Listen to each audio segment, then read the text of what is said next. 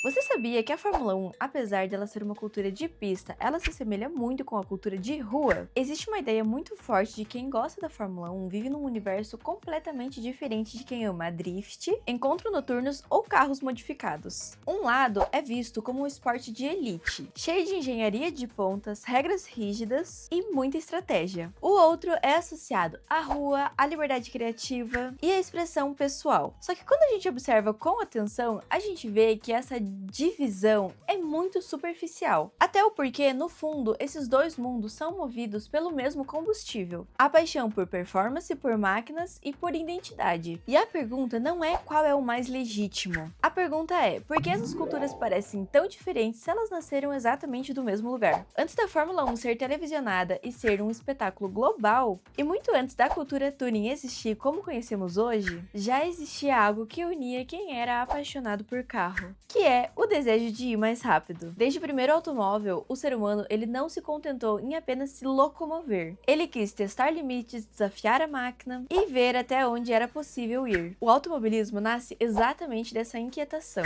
A Fórmula 1 representa a versão estabelecida pelas grandes instituições desse instinto, que é o laboratório máximo da velocidade. Já a cultura tuning e a cultura de rua representam a versão humana, emocional e improvisada desse mesmo impulso. Ambas surgem do mesmo ponto, que é a obsessão pelo limite. A diferença é o ambiente em que essa obsessão se manifesta. O fã de Fórmula 1 é fascinado por precisão. Cada corrida é um exercício extremo de eficiência. E estamos falando de milésimos de segundo definindo posições, de frenagens calculadas no limite absoluto da aderência e de curvas executadas com perfeição, quase que cirúrgicas. Nada no carro é ou pode ser aleatório. Cada peça, a cada ajuste e cada decisão estratégica existem para extrair o maior desempenho possível. No drift, a lógica é diferente, mas a intensidade é a mesma. O drift é praticamente a arte de você conseguir controlar o caos. É você conseguir transformar a perda de aderência em um espetáculo. Até o porquê o piloto não busca apenas velocidade. Ele busca estilo, ângulo, agressividade e personalidade. É a performance carregada de expressão. Embora pareça oposto, a precisão da Fórmula 1 e o fascínio é o mesmo, que é operar a máquina no limite absoluto e mesmo assim conseguir manter o controle. A cultura tuning carrega algo muito poderoso que vai além da mecânica, que é o sentimento de pertencimento. Encontros noturnos, grupos fechados, grupos que compartilham códigos virtuais e comportamentais, criam uma cultura underground onde o carro é a linguagem. Não se trata apenas de correr ou de modificar, trata-se de identidade. O carro, ele comunica quem você é, de onde você vem e com quem você se conecta. E na Fórmula 1, esse mesmo sentimento existe, só que em outra escala. O paddock é um dos ambientes mais exclusivos que existe no automobilismo mundial. Pouquíssimas pessoas têm acesso àquele espaço. É um universo extremamente fechado, regidos por hierarquias rígidas, tecnologia secreta e estratégias que só faz sentido para quem vive ali dentro. Assim como na rua existe um código interno. Quem não faz parte observa de fora, mas mesmo assim não consegue entender completamente a dinâmica daquele mundo. O Brasil é um dos raros lugares onde esses dois universos não apenas coexistem, mas que frequentemente eles se cruzam. Aqui, o fã de Fórmula 1 também frequenta eventos de carros modificados. O mesmo público que acorda cedo para assistir uma corrida no domingo, muitas vezes passa a semana planejando a próxima modificação do próprio carro. A influência da Fórmula 1 ajudou a moldar gerações apaixonadas por automobilismo. Ela criou ídolos, despertou sonhos e conseguiu transformar a engenharia em um espetáculo. Mas foi a rua que deu forma concreta a essa paixão no cotidiano. O brasileiro não escolheu entre elite e cultura underground. Ele misturou as duas coisas e criou uma identidade automotiva única. Quando observamos os bastidores, as semelhanças se tornam ainda mais evidentes. Em ambos os mundos existe um respeito profundo pela máquina e por quem trabalha para a máquina. Mecânicos, engenheiros, preparadores e pilotos compartilham rituais, linguagem técnica e um compromisso quase que religioso com o desempenho da máquina. O carro deixa de ser apenas um objeto e passa a ser a extensão de identidade de quem constrói e de quem pilota. Seja um monoposto de milhões desenvolvido em túneis de ventos ou um carro preparado em garagem e com recursos limitados. A devoção é a mesma. É a religião da máquina, onde cada detalhe importa e cada ajuste carrega um significado. A internet e a cultura moderna gostam de separar essas tribos. Criam a narrativa de que fã de Fórmula Fórmula 1 e fã de drift pertencem a mundos diferentes. Muitas vezes eles falam que é a elite contra a rua, técnica contra estilo, mas essa oposição é, em grande parte, uma construção superficial. Quem realmente ama carro não enxerga essa diferença com tanta rigidez. Até o porquê o que une essas pessoas é muito maior do que o que as separam. É a admiração pela engenharia, pelo som do motor, pelo risco calculado e pela estética do movimento. A paixão por carro atravessa categorias, estilos e contextos sociais. No final das contas, a Fórmula 1 e a cultura tuning não competem entre si, e sim elas se completam. Uma representa o limite da engenharia organizada e a outra representa o limite da customização e da identidade mecânica. Juntas elas mostram que o automobilismo é ao mesmo tempo ciência e arte. E no centro dessa união está o apaixonado por carro. Alguém que não escolhe necessariamente um lado, mas que reconhece a beleza em todos eles. E você, concorda comigo? Deixa aqui nos comentários. E a gente se vê no próximo vídeo. Tchau, tchau!